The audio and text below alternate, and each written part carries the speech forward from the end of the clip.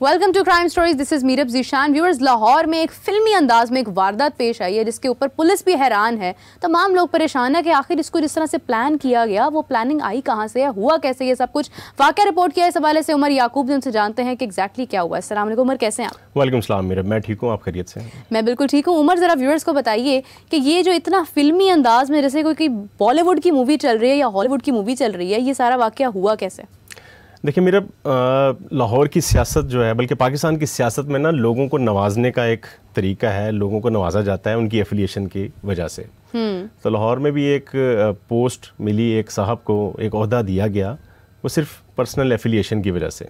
ठीक है। और उन्होंने अपनी जो सरकारी गाड़ी है उसका एक वारदात में उसकी इस्तेमाल हुआ। वो इस अंदाज में इस्तेमाल हुआ है कि अभी तक समझ नहीं आ रही कि ये किया क्यों।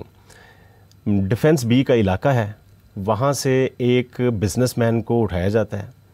उस बिज़नेसमैन को उठाने के लिए सरकारी गाड़ी जाती है, 4-5 उसके अंदर से गनमैन निकलते हैं और उस बिज़नेसमैन को गन पॉइंट पे, जिनमें से 3 क्लैशनकोव्स होती हैं, 2 दूसरी गन्स होती हैं, इनके ज़रिए उनको उठाया जाता है। उठाने के बाद इसको रंग देने की कोशिश की जाती है जैसे कि ये कोई हसास इदारों का काम था, वो कोई दहशतगर्द था। उसको ले जा के जिसको अगवा किया जाता है बिजनेसमैन, उसका नाम है शेख खालिद। अच्छा। शेख खालिद को ले जाया जाता है और शो ऐसा किया जाता है कि वो किसी न किसी बड़े केस के अंदर इन्वॉल्व है। अच्छा। लोकल पुलिस को जब पता चलता है कि जी एक बिजनेसमैन अगवा हो गया है तो उसकी इंटेरोगेशन शुरू होती है। तो जो तरीका वारदात देखते हैं तो उनको ऐसे ही लगता है कि ये कोई टेररिस्ट था और हसास इदारे आए थे और उसको उठा के ले गए। लेकिन जब इसकी तहकीकात शुरू होती हैं तो पता चलता है कि हसास इदारों का तो इसके अंदर कोई किरदार ही नहीं है और ना वो किसी केस के अंदर मतलूब था शेख खालिद। अब शेख खालिद साहब बड़े ही ड्रामाई अंदाज के अंदर अगले दिन उनकी वापसी हो जाती है। अच्छा। और पता चलता है कि शेख खालिद साहब को उठाने वाले जो थे उन्होंने $20,000 रैंसम लिया, तावान लिया और उसके बाद उसको छोड़ दिया। क्या बात है। पुलिस इसको इंटेरोगेट करती है, इंटेरोगेशन चल रही होती है तो पता चलता है कि शेख तारिक का कोई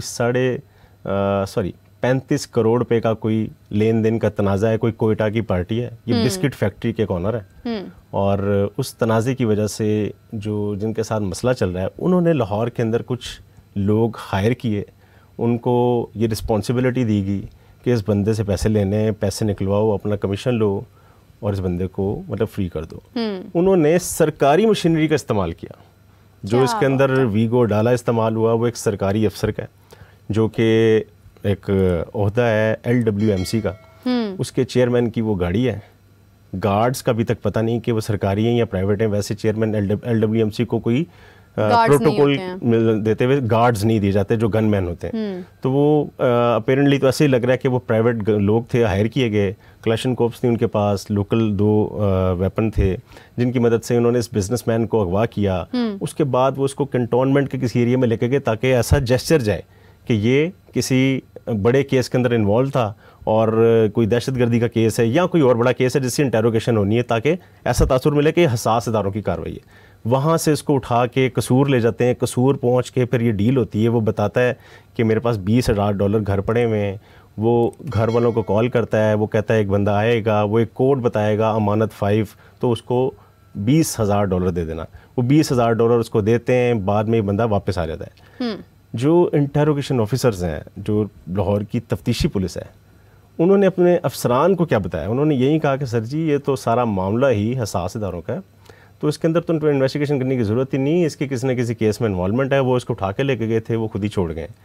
लेकिन चूँकि ये अबडक्शन केस था, हाँ। जो फुटेजेस सामने आई हैं, जो CCTV फुटेज में जो गाड़ी नज़र आ रही है वो सरकारी गाड़ी LWMC की है।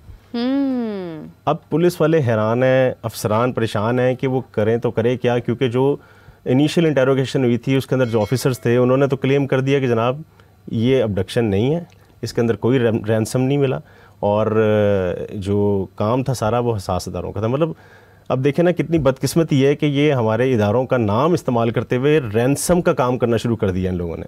और इसके अंदर पुलिस भी इन्वॉल्व है, सरकारी मशीनरी का भी इस्तेमाल हो रहा है और जो IO है बताया जा रहा है कि उन्होंने भी अपना हिस्सा लिया है। जिस तरह से वो LWMC की गाड़ी इस्तेमाल होने पे वो बंदों को हिस्सा मिला है। उसका नाम है बिलाल जुल्फ़िकार, जो कि इस सारे मामले के पीछे LWMC का चेयरमैन है, उनकी गाड़ी है। और एक और है अली खोकर, जिसने ये सारी डील करवाई है और ये कहा कि इस बिजनेसमैन को उठाते हैं, उठाने के बाद रिकवरी करते हैं, जिसके पैसे हैं कुछ पैसे उसको भिजवाते हैं, बाकी पैसे खुद रख रहे हैं। तो ये एक फिल्मों के अंदर होता था ना, मांडवली का एक कॉन्सेप्ट के जनाब बंदा उठाओ, पैसे रखो और बाद में रिलीज़ कर दो। इसमें सरकार की मशीनरी भी इस्तेमाल हो रही है, कोई आपसे पूछेगा भी नहीं, आपके ताल्लुकात तो वैसे ही हैं क्योंकि आपके पास एक बड़ा ओहदा है। हाँ। सरकारी गाड़ी गई है, वीगो डाला, जब लोगों को नज़र आएगा उन्होंने तो कहना जनाब क्योंकि बड़े लोग हैं और बड़े केस के अंदर गया है। तो ऐसे अफसरान इस वक्त कश्मकश में हैं कि इन्वेस्टिगेशन जो SSP हैं या DIG हैं वो तो इस पर कोई कमेंट ही नहीं कर रहे। मतलब कोई कार्रवाई इनके खिलाफ नहीं हुई अभी तक? कैसी कार्रवाई? जो रिपोर्ट किया गया है वो रिपोर्ट में तो यही है कि जनाब कोई ऐसा वाक़या पेश ही नहीं आया। FIR दर्ज हुई है। हाँ। FIR में तो जो ऑपरेशन की पुलिस है उसने बता दिया कि 5 लोग आए थे, करंट सिचुएशन बता दी। हाँ, लेकिन वो वापस आ गया। उसके साथ क्या हुआ, पैसे किसने लिए, क्यों लिए, इस पर इंटेरोगेशन ही नहीं हो रही।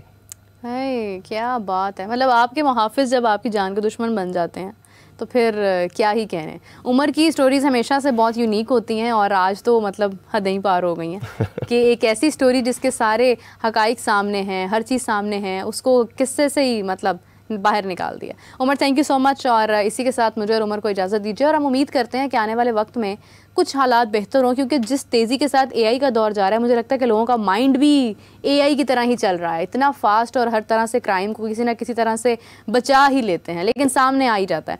इसी के साथ मुझे और उमर को इजाज़त दीजिए। आपसे फिर मुलाकात होती है। अल्लाह हाफ़िज़।